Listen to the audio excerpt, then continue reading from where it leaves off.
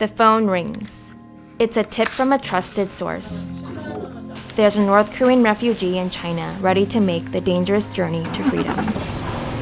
Our partners on the ground spring into action. Because Chinese authorities actively arrest and return refugees to North Korea, every hour counts. We make contact with the person, telling them to move to a rendezvous point in northeast China. From here, they'll join a group of other North Korean refugees, and together, they'll begin their escape. But what lies between this safe house and freedom is 3,000 miles of foreign country, dotted with security checkpoints, state-of-the-art Chinese surveillance, and the serious threat of being caught and forcibly sent back to the regime. The rescue route is like a modern-day underground railroad. At each leg of the journey, a new partner meets the group and guides them onward. The routes are always changing. A route that is safe one day might be too dangerous the next.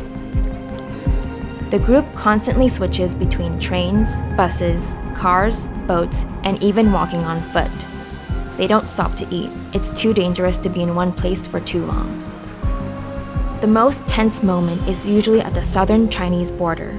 If arrested here, it's undeniable to the regime that these refugees are defecting to South Korea, and the punishment that awaits them can be even more severe.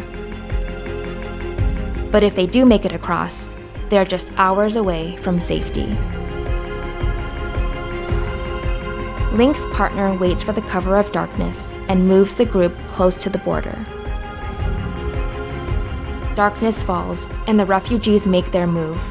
If everything goes well, they'll cross within minutes.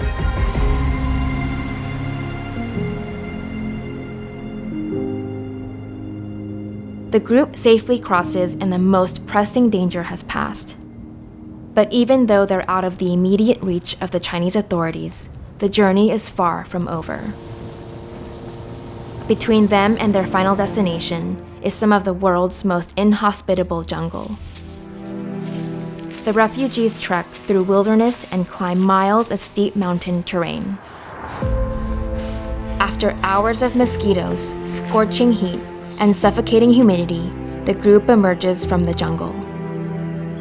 At a safe house in Southeast Asia, Link's field team is waiting for word on the group. A text message lights up the rescue phone, and the partner confirms what the team has been waiting to hear for days. They are safe and ready to make the final crossing into freedom.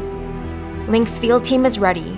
They load up the rescue vehicle and race towards the pickup zone. The partner gives the group a cell phone to communicate with Link's field team until they can make contact at the pickup.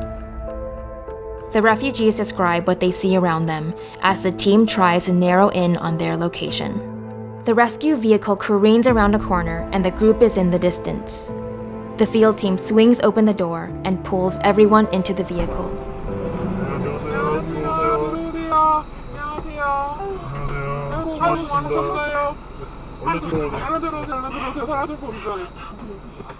It's likely a local has called the police to report seeing North Korean refugees.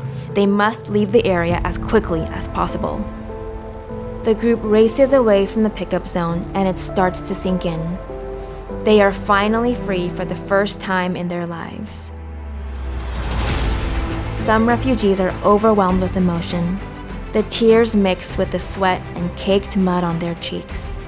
Others are so exhausted they collapse into deep sleep. The group of refugees spend time with Link's field staff. They rest, eat, and then learn about the resettlement process, how long it'll take, what benefits they'll receive, and what challenges to expect.